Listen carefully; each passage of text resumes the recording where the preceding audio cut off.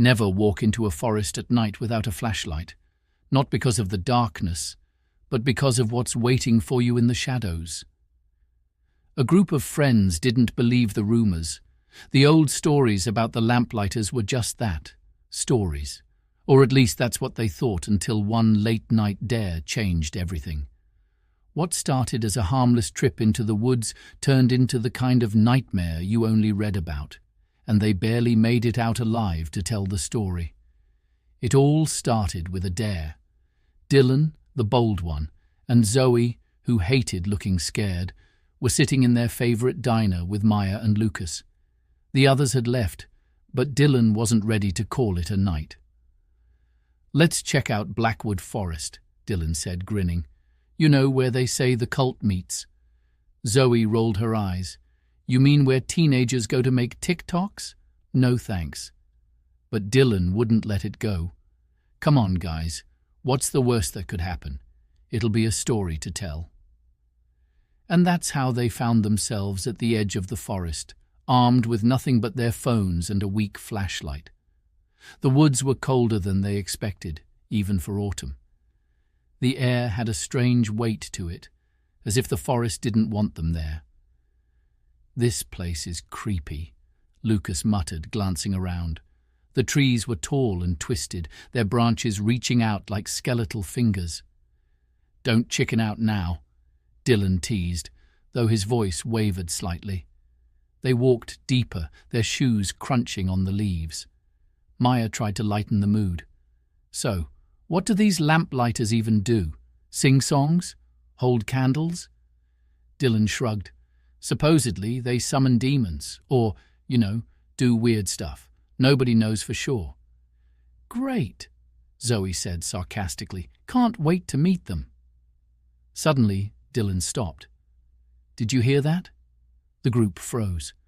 At first, there was nothing but the wind rustling through the trees. Then, faintly, a sound reached their ears. Chanting, low, rhythmic, and chilling. "Okay, we heard it. Let's go," Lucas whispered, already turning back. But Dylan grabbed his arm. "Wait, what if it's just some kids messing around? What if it's not?" Zoe shot back. Dylan's curiosity won out, as it always did. He moved toward the sound, and the others reluctantly followed, their hearts pounding in their chests. The chanting grew louder as they approached a clearing.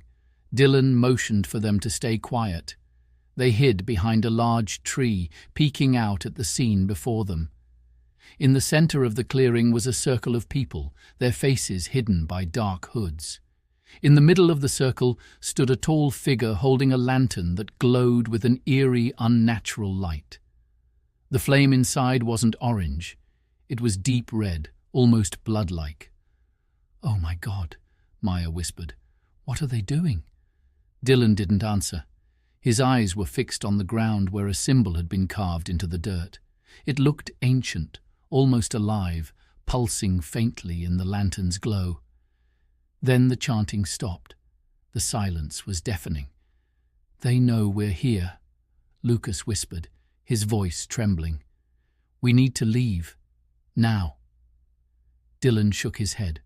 "Wait, just one more second." The figure with the lantern raised it high, and the circle began to hum, not with their voices, but with a strange vibration that seemed to come from the ground itself. The air grew heavy, making it hard to breathe.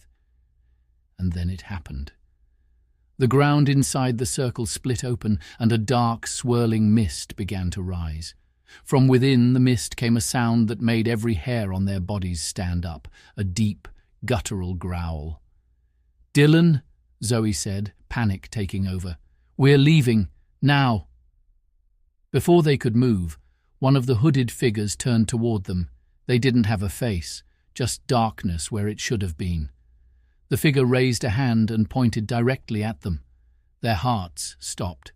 Whatever was coming next, they knew it wasn't good. Want to know what happens next? Subscribe and stay tuned for part 2.